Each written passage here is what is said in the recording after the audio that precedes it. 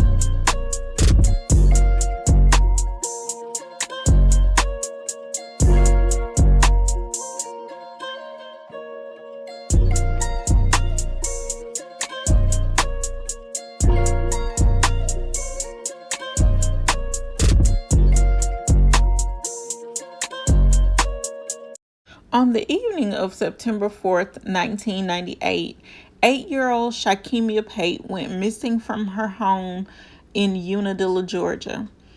She was playing in a neighbor's yard when her sister went to get gas for her car. When her sister saw Shy'Kemmia in the yard, Shy'Kemmia asked to go with her sister to the gas station to get gas, but her sister told her no and that she would be right back to pick her up to take her to the football game that her family was supposed to be attending that night. When Shy'Kemmia's sister came back to that yard where she last saw her sister playing, she did not see her there, so she assumed that she went home. So she went ahead and went home herself. When she got home, she expected to see Shy'Kemmia there, but Shy'Kemmia was not at home either. And that is when her family realized that she might have been missing, and they called the police to report her missing. But sadly, the family was incorrectly informed that Shy'Kemmia had to be missing for at least 24 hours before they could start an investigation or even start searching for her. And they told them that if she was still missing within 24 hours to contact the police. And I feel like this is where the ball was dropped big time, because when a kid goes missing, as we know today, you should start looking for them immediately without question, because the first 24 hours in a missing child's case is the most important, because after that, many things could have taken place. But hopefully the family has new updates and leads or something to go on to help find her. I don't know why, but I saw something recently about this case on TikTok that disturbed me beyond words. And it was a video of someone claiming to be Shy'Kemmia Pate. And this person, seems like they're alive and, well and healthy. And she would have celebrated her 34th birthday this past October. And the person who is claiming to be her does not say anything in the video. Whoever's recording, they just show her face of her talking, but they have music over everything, so you can't hear what she's saying. And more people in the comment section of that video are saying, please give us an update. Let us know what happened. Where has she been? Things like that. but when you type in her name on Google, she is still missing. Now, this comes shortly after the family says that, they may think that they possibly have new leads about where she is or what might have happened to her. And also, a few years ago, I covered this case, and I saw a podcast or heard a podcast where her mother was talking to this person, and she was basically saying, if she is still alive, which at that time they had reason to believe that she still was, and the mother said that if she's still alive, all she hopes for her is that she is happy where she is, in her new life, and she just wants her to know that she has a family that does and did want her, and if she wishes to come back to them, that is okay as well, because they really love her and want her back. But her mother said if she is happy in her new life and she's being treated well, then we'll just let her be. But if she wants to come back and reconnect with her family, they would love that as well.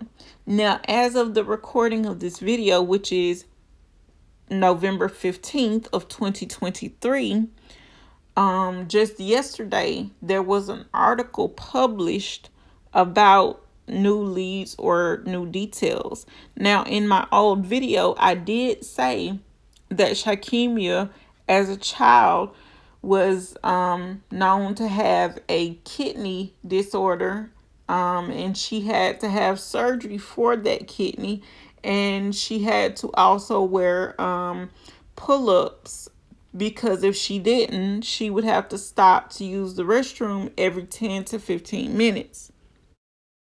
And Shy'Kemmia's mother also confirmed that yes, Shy'Kemmia did have a kidney disorder, and she also wore a knee brace because she had a dislocated kneecap. And they were saying that she also had asthma, which required at-home breathing treatments. And so that would have made her have to spend a lot of time in the care of doctors, for her asthma, as well as, getting her knee braces refitted every so often as she grew.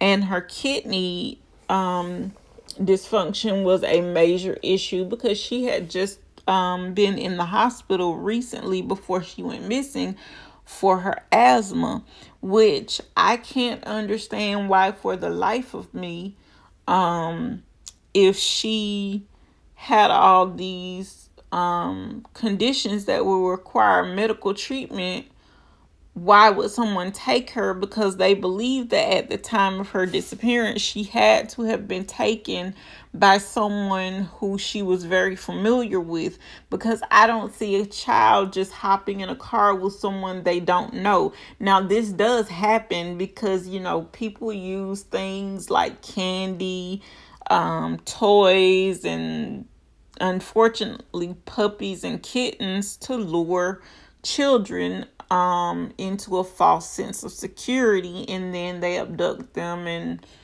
unfortunately do terrible things to them. And I just don't understand why someone would take a child in that condition unless they knew that they were not planning on returning that child to where they picked them up no matter what. Now, Shy'Kemmia's mother and other family members have said in the past they don't care what has happened. They don't care who the person is. If they know where she is and can bring her back to them, please do so. They won't ask any questions, anything of that nature. But I believe that now the person or persons who have done this know that there's no way that they're going to get away scot-free from abducting a child, which should be the case, because you should not be able to abduct a child and get away with it. And on top of that, keep this child for so long, knowing that her family is still out here looking for her. Now, back to the video that I did see on TikTok. Unfortunately, I can't find it to insert it into this video. But you can't, if you go through TikTok, you may be able to find it. Because unfortunately, I can't remember the name of the person's page where I got it from, because I thought I liked the video and it would show up in the videos that I have recently watched, but unfortunately it's not there, because I just found this so disgusting that someone would do this if this is not her, to pretend to be her and, pretend that, oh, now she's been found and things of that nature, when they know that this family is still suffering and grieving. And it's not necessarily that they're grieving the loss of a sister or a daughter. I just mean they are grieving in the way that they are hurting, because they don't know, if she's definitely still with us, or if someone did something very awful to her. But they are in pain because they're still searching. And her mother said that she's not going to give up believing that she will come back one day. And that is with any mother who's, a mother in the real sense of things. Not these people that are just out here abusing their children and taking advantage of the fact that they are able to conceive these blessings. Now, back in 1998, when Shy'Kemmia went missing, her neighbor who lived 300 yards away from her, Quentin Kendrick, aka Droopy, they believe that he might have had something to do with her disappearance. So they searched his property as well as his home, but it didn't turn up any leads to where she might be or who might have taken her at the time.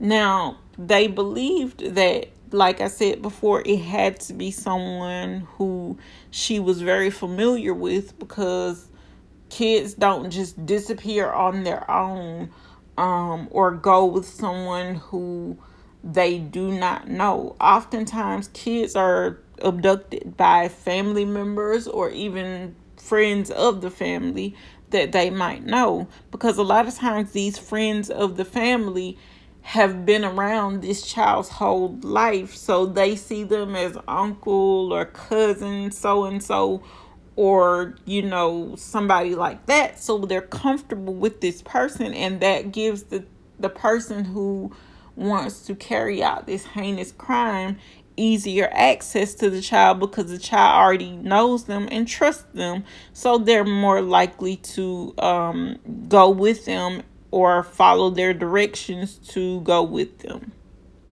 And unfortunately, the area that she was raised in, although everyone knew everyone, the area that she was raised in was located